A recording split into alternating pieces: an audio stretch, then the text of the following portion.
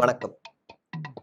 என்னடா பல நாள் கழிச்சு வெளியே வந்து வீடியோ போடுறானேன்னு நீங்க பார்க்கலாம். இத்தனை மாத காலம் நான் மருத்துவமனையில் சிகிச்சை அளித்துக் கொண்டது போல ஒரு பிம்பத்தை உருவாக்கி வெயிலில் வெளியே சுற்றி திரிந்தேன். இப்போது வருவதற்கு முக்கியமான காரணம் தேர்தல் ஆணையம் நடைமுறையில் அமலுக்கு வந்தது என்பதை உணர்ந்தேன். அதனால் நான் வீழ்வேன் என்று நினைத்தாயோ, நான் வந்து கொண்டிருக்கின்றேன் என்று எனக்கு நானே பெருமை பீத்திக் கொண்டு ஒரு ட்வீட்டை போட்டுவிட்டு தற்போது வீடியோவில் உங்கள் முன் காட்சியளித்துக் கொண்டிருக்கின்றேன். இவைதான் நடந்தவை. மீண்டும் நான் 4 பேர் முன்னாடி உட்கார்ந்து பேசினேன் என்றால், குறிப்பாக மாலத்தீவு முன்னாடி உட்கார்ந்து பேசினேன் என்றால், மீண்டும் நான் சிறைக்கு செல்ல வேண்டிய அவல நிலை வரும். அதனால் தனியாகவே வீடியோவை போட்டு அறுத்து தள்ளிவிடலாம் என்பதற்காக இன்று இந்த இடத்திலே உங்களுக்காக நான் வந்திருக்கிறேன்.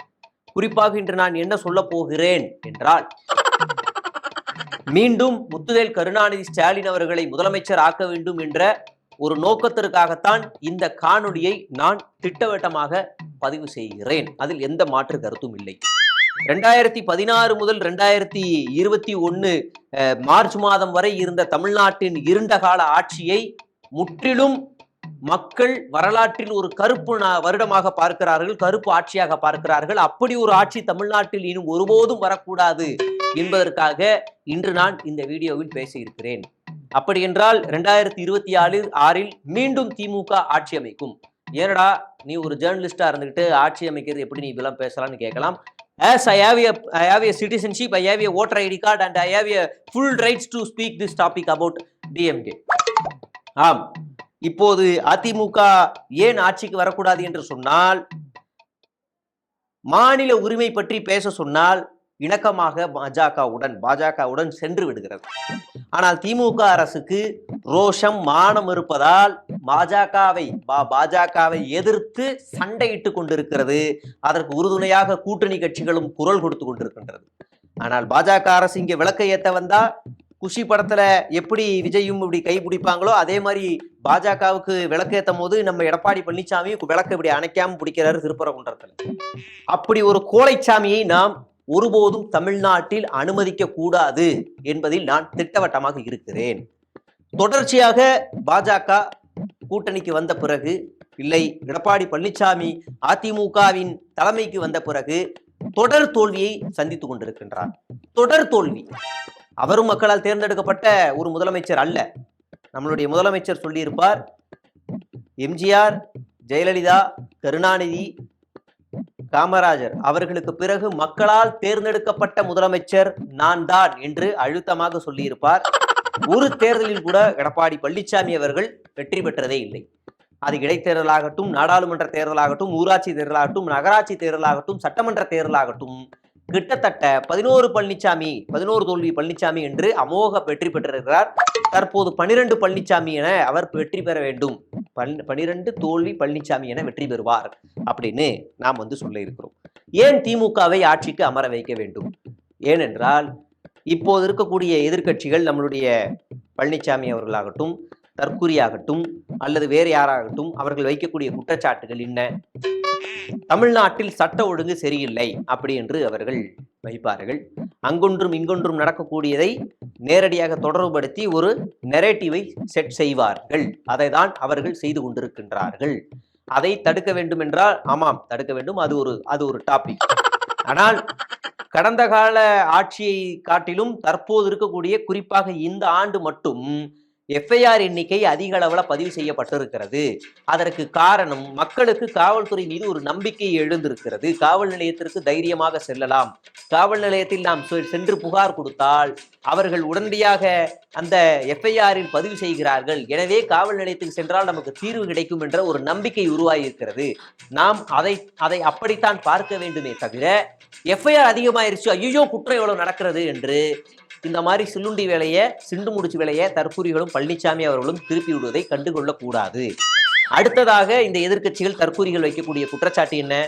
தமிழ்நாடு அதிக கடன் வாங்கிவிட்டது. தமிழ்நாட்டில் நம்மளுடைய பழனிசாமி ஆட்சியில் இருக்கும்போது சுமார் 5.7 லட்சம் கோடி கடனில் இருந்தது. இப்போது இருக்கக்கூடிய கடனுடைய எண்ணிக்கை 7.5 லட்சம் கோடி. அப்படி என்றால் திமுக ஆட்சிக்கு வந்த பிறகு கூடுதலாக ஒரு 2% தான் வாங்கியிருக்கிறது. அதாவது கூடுதலாக 5.7லேருந்து 7.5 மாறி இருக்கு.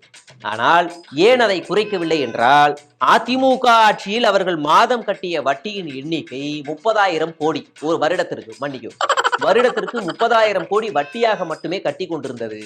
ஆனால் பொருளாதாரம், விலையேற்றம் இதெல்லாம் சேர்த்தாக்கா நம்ம எப்படியும் பார்த்தாக்கா இந்த திமுக ஆட்சி காலத்தில் வருடத்திற்கு 55,000 கோடி வட்டி மட்டுமே திமுக ஆட்சியில் கட்டப்பட்டு கொண்டிருக்கின்றது. கடன் வாங்கிய அனைத்து கடன்களும் மக்களுடைய நேரடி திட்டங்களாக போய்கொண்டிருக்கிறது. இவர்கள் கடன் அதிகமாகிவிட்டது என்று சொல்லக்கூடிய பழனிசாமி ஆகட்டும் இல்ல பால்வாடி தற்குறி ஆகட்டும், அவர்கள் இந்த திட்டங்களை குறிவைத்து பேச மாட்டார்கள். தமிழ்நாடு கல்வியில் சிறந்திருக்கிறது, தமிழ்நாடு மருத்துவத்தில் சிறந்திருக்கிறது, தமிழ்நாடு இந்தியாவிலேயே சென்னையும் கோயம்புத்தூரும் தான் பெண்களுக்கு பாதுகாப்பான நகரம் என்று நான் சொல்லவில்லை, ஒன்றிய அரசாங்கம் சொல்லி இருக்கிறது. அதனால் இங்க அதை வச்சு பேச முடியாதுன்னு அதை பற்றி பேச மாட்டார்கள். தமிழ்நாடு தொழிற்சாலைகளில் வேலை வாய்ப்புகளில் முன்னேறி இருக்கிறது, தமிழ்நாடு பெண் கல்வியில் முன்னேறி இருக்கிறது, இப்படி பல விஷயங்கள்ல முன்னேறி இருக்கு. குறிப்பாக தமிழ்நாட்டில் பல திட்டங்கள், எண்ணற்ற ஒப்பற்ற திட்டங்கள் நிறைவேற்றப்பட்டிருக்கிறது. அந்த திட்டங்கள் பல மாநிலங்கள் பல நாடுகளுக்கும் விரிவு செய்ய அவர்களும் அதை பார்த்து காப்பி அடித்திருக்கிறார்கள். அதுதான் தமிழ்நாட்டின் சிறப்பு. அதனால் 2026 மீண்டும் முத்துவேல் கருணாநிதி ஸ்டாலின் அவர்களை மீண்டும் முதலமைச்சராக்க வேண்டும் என்பதில் நான் கவனமாக வேலை செய்கிறேன். இது என்னுடைய வாக்குமூலம், மரண வாக்குமூலம் கூட வச்சுக்கோங்க. அப்படி நாம் செய்ய வேண்டியிருக்கிறது. அதிமுக கடந்த 10 ஆண்டு காலத்தில் என்ன சாதித்தது, அல்லது இந்த எதிர்க்கட்சி ஆனதுக்கு அப்புறமாவது என்ன சாதித்தது? அதாவது குன்றத்திலே விளக்கை ஏற்ற வேண்டும் என்று ஒரு கூட்டம் சொல்லும்போது குஷி படத்தில் ஜோதிகாவும் அஜித்தும் விஜயும் ஓடியாந்து இப்படி விளக்கு பிடிக்கிற மாதிரி எடப்பாடி பழனிசாமி ஓடி போய் விளக்கு அணையாம பிடிச்சதுதான் அவருடைய சாதனை. அது மட்டும் இல்லாமல் அதிமுகவுக்கு பாஜக என்ன கொண்டு வந்தாலும் ஒத்து ஓதக்கூடிய வேலை, எந்த தேர்தலும் வெற்றி பெறாத ஒரு வேலை. எந்த திட்டங்கள் கொண்டு வந்தாலும் முதல் ஆளாக சிஏஏக்கு ஆதரவு, அப்புறம் நீட்டுக்கு ஆதரவு, வேளாண் திருத்த மசோதா சட்டத்துக்கு ஆதரவு, கூட்டணிலேருந்து வெளியே வந்தோடனே மறுபடியும் ஆதரவு இல்லை, திரும்ப மறுபடியும் கூட்டணிக்கு போனோடனே மறுபடியும் அவங்க கொண்டு வர திட்டங்களுக்கு ஆதரவு. இப்படி டகால்ட்ட வேலை செய்யக்கூடிய பழனிசாமி அவர்களை மீண்டும் ஒருபோதும் தமிழ்நாட்டு மக்கள் எம்எல்ஏவாக கூட தேர்வு செய்யக்கூடாது, சட்டமன்றத்துக்கு கூட அவர் வரக்கூடாது. அப்படி ஒரு மாபெரும் வெற்றியை நாம் திமுகவுக்கு கொடுக்க வேண்டும் என்பதற்காகத்தான் இந்த காணொளி வாயிலாக நான் தெரிவித்துக் கொண்டிருக்கின்றேன். கூட்டணியை பொறுத்த வரைக்கும் அந்த கூட்டணி, அதாவது என்டிஏ கூட்டணி தமிழ்நாட்டில் பெரும்பாலும் சாதி கட்சியாகவும் மத கட்சியாகவும் மட்டுமே அது இணைந்திருக்கிறது. அப்படி என்றால் மீண்டும் அந்த கட்சி ஆட்சிக்கு வந்தால் தமிழ்நாட்டு மக்களை சாதி ரீதியாக மத ரீதியாக அப்படியே பிரிச்சு அரசியல் பார்ப்பார்கள். சொல்ல போனால் எடப்பாடி பழனிசாமி ஆட்சிக்கு வந்த உடனே முதல் கையெழுத்து திருப்பரங்குன்றத்தில் இருக்கக்கூடிய தர்காவை இடிப்பதுதான் அவருடைய முதல் கையெழுத்தா கூட இருக்கலாம், ஆதரவு தெரிவித்தவர் தான். அதனால் தாராளமாக இருக்கலாம் என்பதுதான் அவர்களுடைய நிலைப்பாட்டாக இருக்கும். எந்த கோமாளியாவது தேர்தல் தேதியை அறிவிச்சதுக்கு அப்புறமா ஆர்ப்பாட்டம் நடத்துவானா? இன்னைக்கு ஒரு ஆர்ப்பாட்டம் நடந்து கொண்டிருக்கின்றது, தமிழ்நாடே சிரிக்கிறது.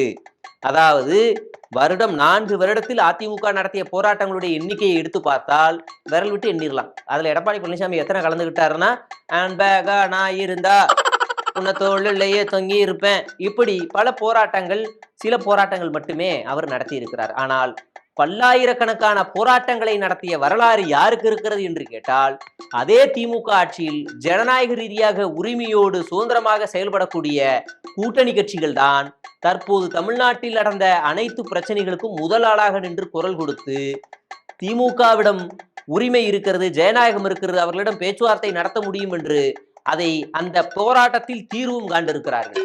எந்த போராட்டத்தில் அதிமுக இருந்திருக்கிறது? வேங்கை வெயிலில் அதிமுக களத்தில் இறங்கி போராடியதா? கள்ளச்சாராய விவகாரத்தில் அதிமுக களத்தில் இறங்கி போராடியதா? பரந்தூரில் இறங்கி போராடியதா? துப்புரவு பணியாளர்கள் போராட்டத்தில் யார் போராடியது? சாம்சங் போராட்டத்தில் யார் போராடியது என்று பட்டியலிட்டால் அதிமுக கடந்த 4 ஆண்டு ஆட்சி காலத்தில் இல்லவே இல்லை, வந்தாலும் இனி இருக்காது, பாஜக தான் இருக்கும் என்பதில் நமக்கு எந்த சந்தேகமும் இல்லை. அதனால் மீண்டும் தெளிவாக சொல்கிறோம், 200க்கும் மேற்பட்ட அதிகமான தொகுதிகளில் திமுக மற்றும் திமுக கூட்டணி கட்சிகளை நாம் ஆட்சி அதிகாரத்தில் அமர வைப்பதில் எந்த சந்தேகமும் இல்லை. நாம் அதற்காக பாடுபடுவோம். அதற்காக இன்னும் நான் எத்தனை வீடியோ வேணாலும் போட ரெடியா இருக்கேன். இனிமே இவர் பேசுறதெல்லாம் இப்படிதான் உடைக்க வேண்டிய கட்டாயத்திலும் நாம் இருக்கிறோம். நன்றி, வணக்கம்.